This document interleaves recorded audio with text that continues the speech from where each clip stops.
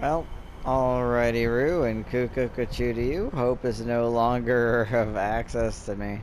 Um, and I just gotta choose how I want to move out. I think I have like 2 days, maybe a day.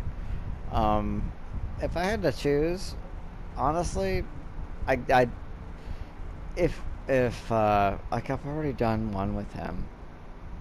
If I just was like, why are you against the thin bloods, man? Like I might help. I'm still afraid of that guy. I'm gonna go with Tamika.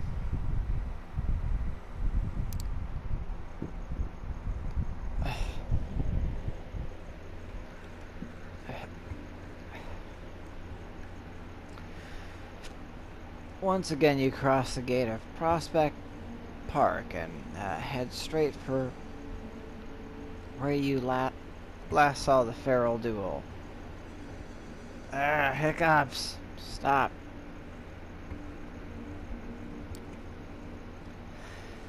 Minutes pass, finding no sign of Tamika. You start to worry that something might have happened to her. That's dumb. You're done.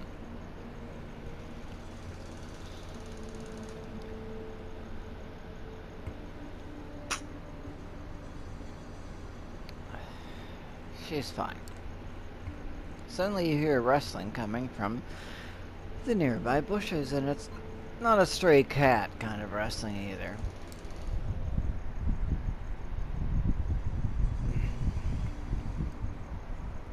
You know, I can hear you, right?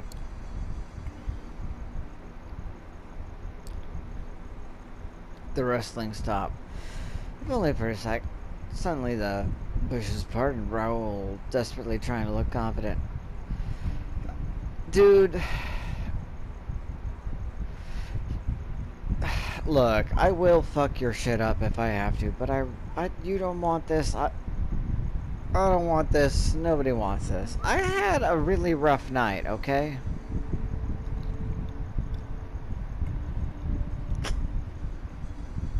This isn't the rough night that I had guns pointed like two people try to kill me or whatever. This is different. Yeah, that's only because I wanted you to. Yes, because that's an excellent predator prey strategy. You're at the top of your game, sir. Listen, I wanted to have a word before Tam gets here. Well then, if you wanted to have the same fucking effect, you could have just jumped through the brush into the path and been like, haha, surprise, motherfucker, let's talk. She seems to like you for whatever strange reason, but the way I see it, you're a nuisance at best. Alright, well, you're a nuisance. Do, like, I need to prove that I'm not to you? Is that gonna make you feel better?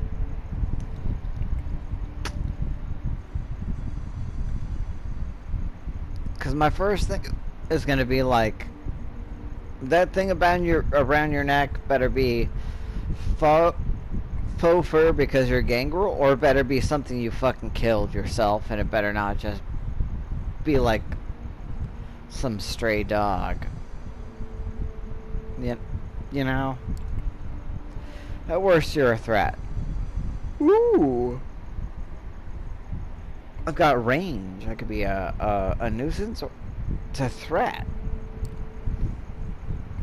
You don't like me. Got it.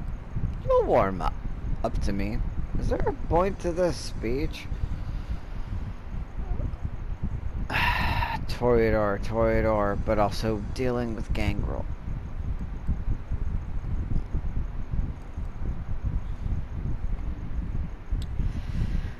He went out of his way to to come up to me and do this. I feel like that's not the right thing to say. I think I'm gonna go with, you don't like me? Got it. Get it. You don't like me. Forgive me if I don't lose any sleep over it. You should be, because when I don't like somebody, I do something about it. And it's usually not pleasant. Come at me, bro. Tamika is my sister in every sense of the word that counts. Well, okay, but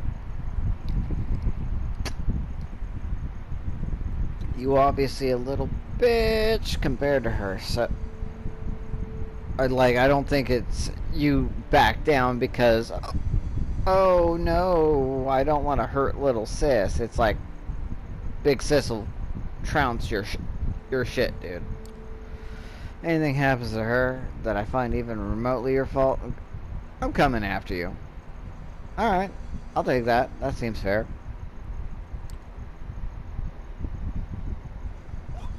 Is that clear?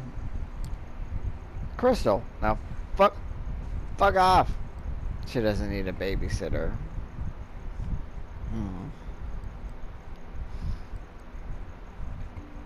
Oof.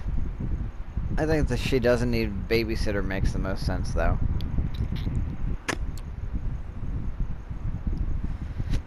Tamika seems pretty capable. Don't think she needs you babysitting her. Oh, she's plenty capable. Goddamn hiccups. Given the opportunity, she'll rip your guts out if you cross her. Well, then trust her to do that, dude. You are like undercutting her autonomy. What I'm saying is, if anything happens to Mika, I'm holding you accountable. You did say that, yes. And I accepted that, but do you want some right now, or what?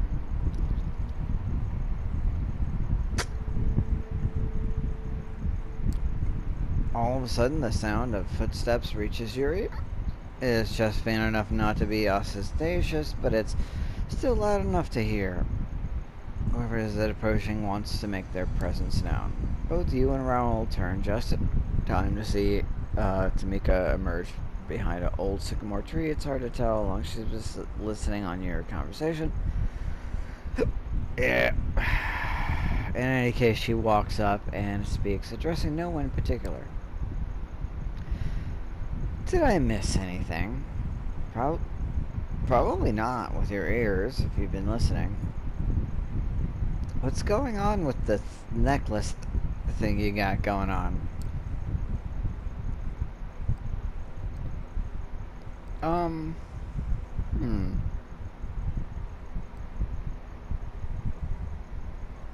He is being a bit of a prick, but she's worried about you. We'll go with that. He's worried about you. He seems to think I'm a bad influence. Aww. In an instant, her voice goes from mockingly sweet to stern and unyielding. Her next words sound like a challenge. Okay, I hope that's not leveled at me.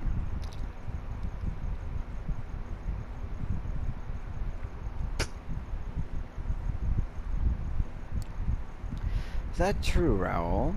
You think I can't take care of myself? God damn it, Tam. That's not what this is about, and you know it. I know, big brother. Oh. Ah, you always meant well. You always mean well. Ah, screw it. Why do I even bother? And with that, Raoul takes his leave. Tamika waits in silence just so long as she can no longer hear her and addresses you. I have a favor to ask. Goddamn hiccups, go away! Like my favor's returned. But kinda I'm gonna go with what is it? Just cause I kinda owe her already. Alright, what is it? I have an errand to run.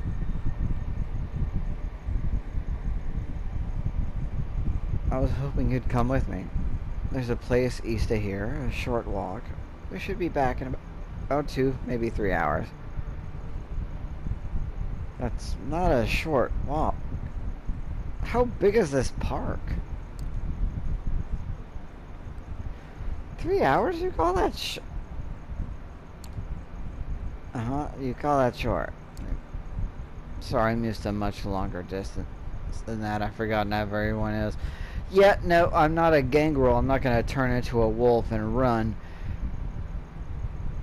Or, I mean, I could celerity or something, but it wouldn't take that long, and I don't know I can celerity that distance. That's... You're just flexing, ass. You think you can handle it?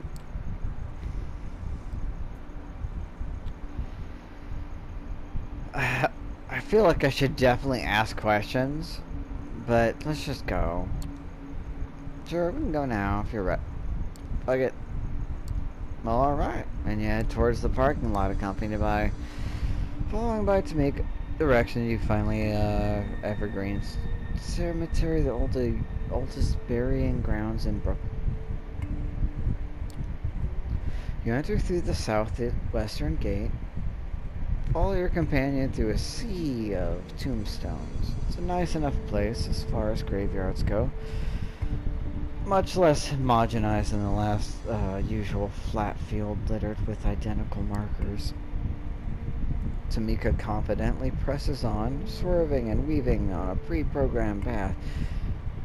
It's clear she's been here more than a few times. Finally, she makes a sharp left and takes a few more steps down a gravel walkway, coming to a sudden stop in front of a modest headstone. The inscription reads, Luca Santiago. Beloved sister and daughter, born 1991, taken from us to... Is that her?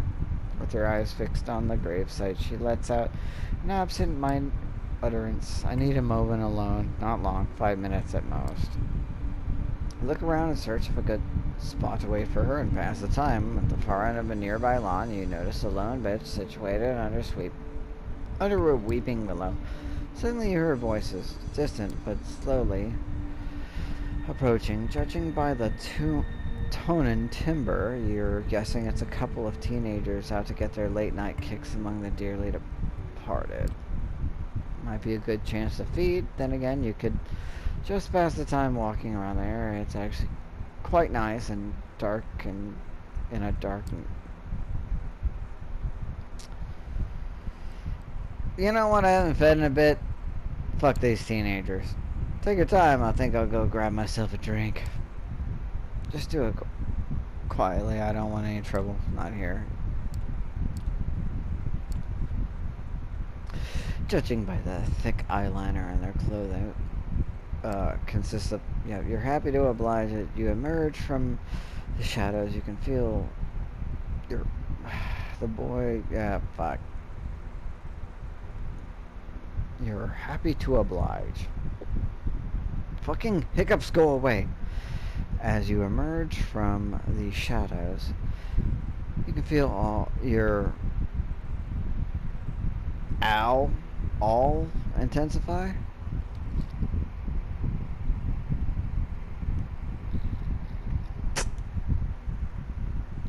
The boy and the girl watch you, completely awestruck, waiting for you to approach. The slightest... Wow. Bad boyfriend. Okay. The slightest gesture is enough to shoo the boy away. He sits on a nearby bench and watches. Oh, I'm cocking him. That's great. Completely enamored as your lips press against the girl's neck. It's a weird sensation to feel an actual honest-to-God... pride in a victim's blood, but here you are. She's glad to have you been chosen in this way. You decide there's no good reason to discriminate.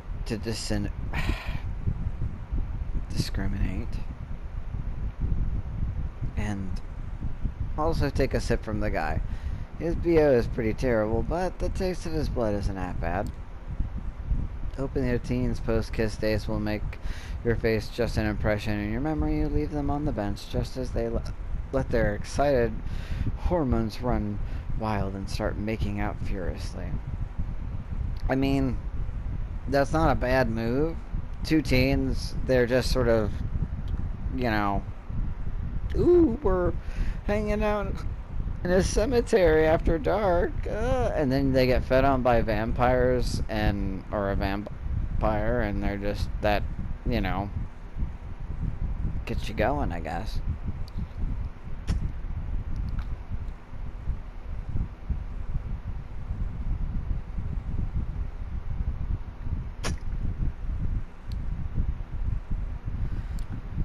You half expect Kadir to materialize sword in hand to deal with these two loose or with you for leaving them roam like you did.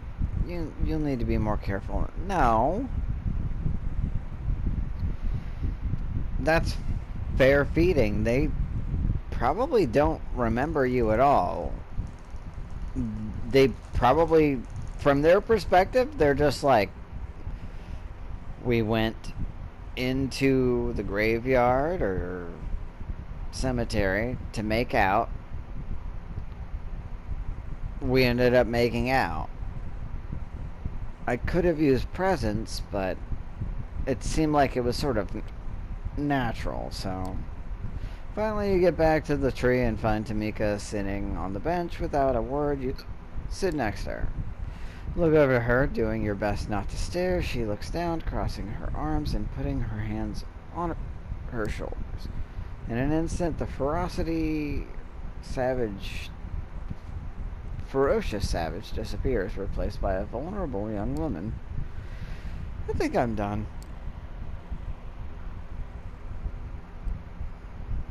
You feel like sharing? No, but I guess I owe you an explanation. She looks away. You can tell she's struggling to open up to you, so you remain silent, trying not to make her uncomfortable. I was embraced not far from here in the cemetery, a fitting spot, I suppose. Okay. It was close to a decade ago. I've been on the road for a couple of years at that point. Hitchhiking from one town to another in New York was just supposed to be another stop. Well, it's kind of a big stop. Then I met Jezebel. She was strong, smart, independent, seemed like someone I could trust, someone I could get close to. She never made me feel inadequate or ashamed. She could hold her own in a fist fight too. I mean, she's a vampire. Vampire that can't hold their own in a fucking average fist fight with humans, or... Seriously? Funny thing though, she only wanted to meet during the nighttime. I didn't think much of it, even came up with excuses for it, busy, eccentric, whatever worked. Until one night she sank her teeth into my neck. At least you knew your sire. That is... Let's go with this. She sounds like quite a gal.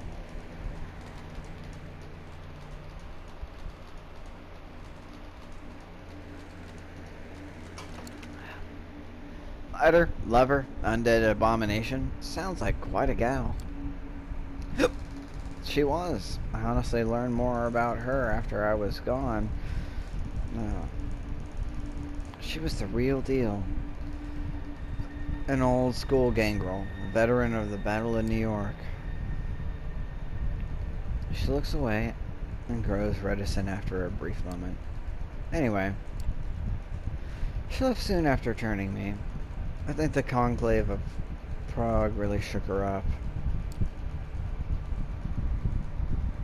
It's like, look, I know that in gangrel society, it's pretty normal to be like, I'll stalk you for years and then turn you, after meeting you for like a week, give you 2 days or maybe nothing of basics, and then just be like, if you live, you live. You know, like, that's a thing. What, the conclave of what now? Prague. City in Central Europe. It's supposed to be a neutral ground, a good place to just discussed politics and strategy, ended up almost turning into a civil war. Next thing you know, the Anarchs were expunged from the Camarilla. All they had done for our kind, the blood they spilled, didn't amount to a thing. Oh. So that's like a new thing. Okay, so that's why I was like, what the fuck? Why you gotta kill Anarchs, dude?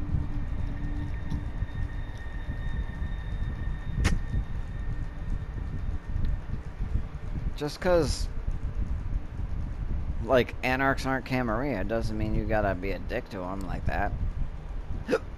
Can't blame Jezebel for feeling betrayed, but yeah, even though I still had Rule and Luca, was still furious and terrified. Luca died a few years later. Operation Lights Out, they called it. It was a coordinated assault. The Second Inquisition, a genocide by any other name. Her family got together, bought up a plot, and buried an empty casket. I guess they wanted some closure. Can't fault them for that. Even though she's not really here, I like to come and visit from time to time. It reminds me of who I am. Keeps the beast at bay. Also, this being the place of my embrace, you have to appreciate that level of irony. She straightens up and looks at you as if something just occurred to her. Sorry, I don't know what came over me. One minute I'm all grunts and stares, next I'm giving you my bag, or... Guess I'm just tired of being scared, alone.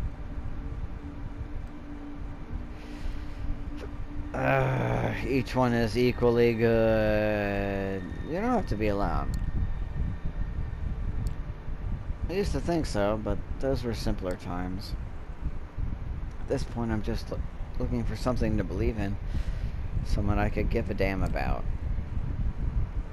Okay, Maria has its minutes. Yeah, you have Raul. Yeah, it's like, yeah, just throw myself under the bus. Fuck that guy.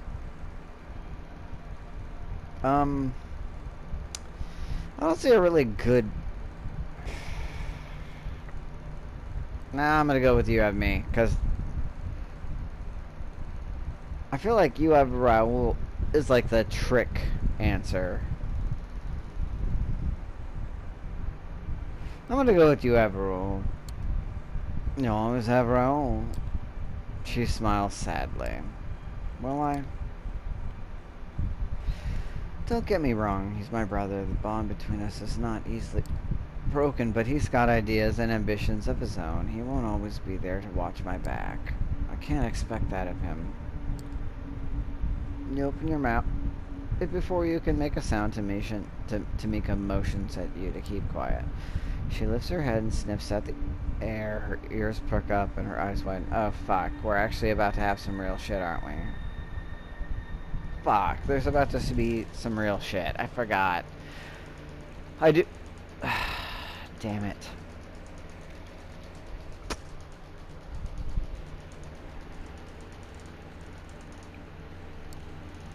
Suddenly she pushes you with all of her strength, sending you flying off the bench. Before you even hit the ground in an immense shape.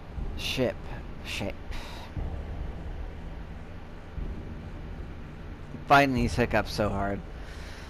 An immense shape flies into view and smashes down into the bench, splintering it into pieces.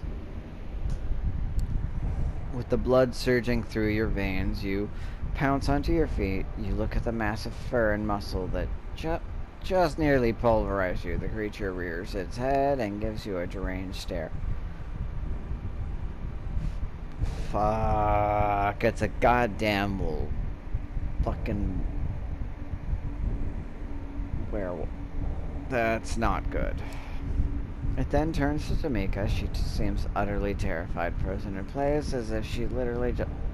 August, you notice the creature shifts its weight, as if preparing to pounce. Okay, no bueno.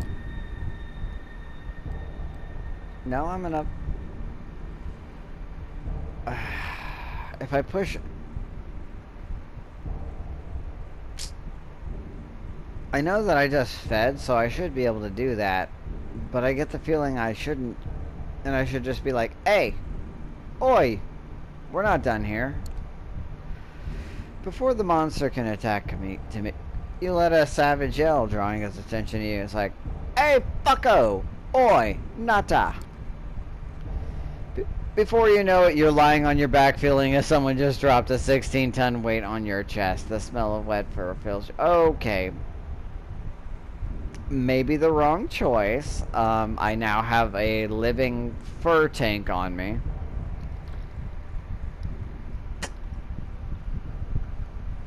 Not a friendly doggo. Takes a second for the paint to register, but when it does, oh boy. Your screams echo off the... Oh shit, am I dying? Oh shit.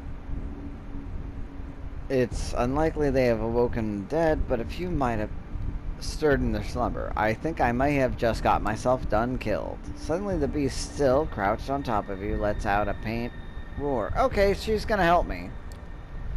In a flash of consciousness, you see Tamika hunched atop the monster's shoulder, her claws plunged into its eye sockets. Oh, that's fun for it. Floundering like a fish out of water, the monster finally manages to shake the feral Valkyrie off its back. The creature then turns towards you. For a second or two, it moves its mouth awkwardly, as if trying to remember how to form words. Stay out my ground. Alright. You know what? I didn't even want to come here. I'm just tag along, man. Creature runs off towards the nearby clearing, wherein all of a sudden a gunshot sends it tumbling to the ground. Oh fuck. A group of well-armed men in body armor emerge from the shadows in an orderly formation and move in closer. Okay, yeah. That's not our problem. That is a werewolf that just got captured and shot by the Second Inquisition, and that sucks for it, but we got life to live, or whatever, you know? Walk out to meet them. Hey, buddies, thanks for the backup. Stand and fight. No, I'm gonna fucking... It spared me, but it only spared me because of her. It tried to kill her. I distracted. We need to get the fuck out of here.